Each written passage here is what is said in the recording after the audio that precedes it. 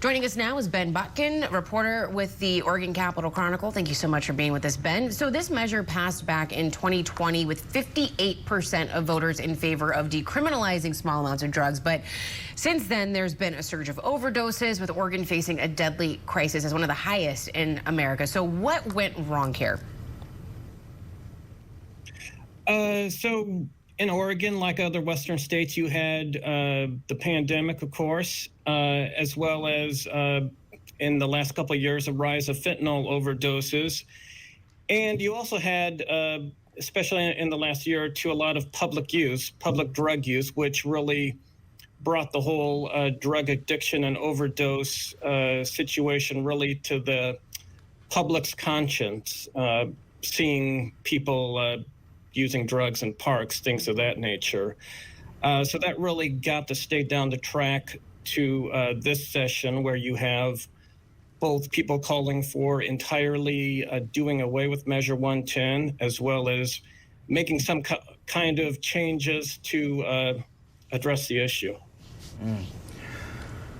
So the state offered an inch and people took a yard. Human nature, some would argue. But remind us what was the initial theory here? How was it supposed to go? So, I mean, you really have two extremes. On the one hand, you have people who say, hey, let's give Measure 110 a chance. We're just now getting programs in place. This will really take years to really see the results. But then on the other hand, you have people who say, let's do away with Measure 110 entirely. It's not working. It's a failed experiment. In the middle of that, you have what the legislature did, which was we're keeping the money that goes towards drug addiction programs and services, but we're no longer decriminalizing possession of small amounts of hard drugs.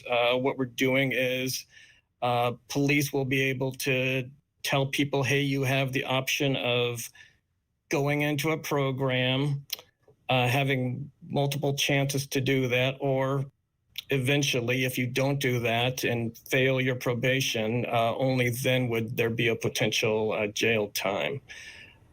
So there's really a lot of opinions, but at the end of the day, everybody really agrees, hey, we don't want jail time for drug users.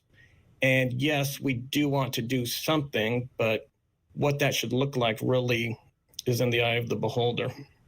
So not everyone is in favor, though. Some Democrats are afraid that this bill is going to kind of hit rewind and plunge the state back to the war on drugs effort, which they say could disproportionately affect black men. So how is this argument in particular, how has that gone over with lawmakers and the public? Sure. So, I mean, you do have some Democrats who are concerned that this will disproportionately harm minorities, communities of color, and the state's own analysis bears that out for African-American people. So you do have several African-American lawmakers voted against it. And you also had some Republican lawmakers vote against it as well, who said, hey, this doesn't go far enough. It doesn't have enough accountability. It doesn't have enough potential jail time. So you do have people on both sides of the issue who also voted against the compromise, and they just weren't quite there in supporting it. Ben Botkin, reporter with the Oregon Capital Chronicle. Really appreciate your time and kind of filling us in on a fascinating situation and perhaps some hard lessons learned in that state, but we'll see politically what comes next. Thank you, sir. Thanks for having me.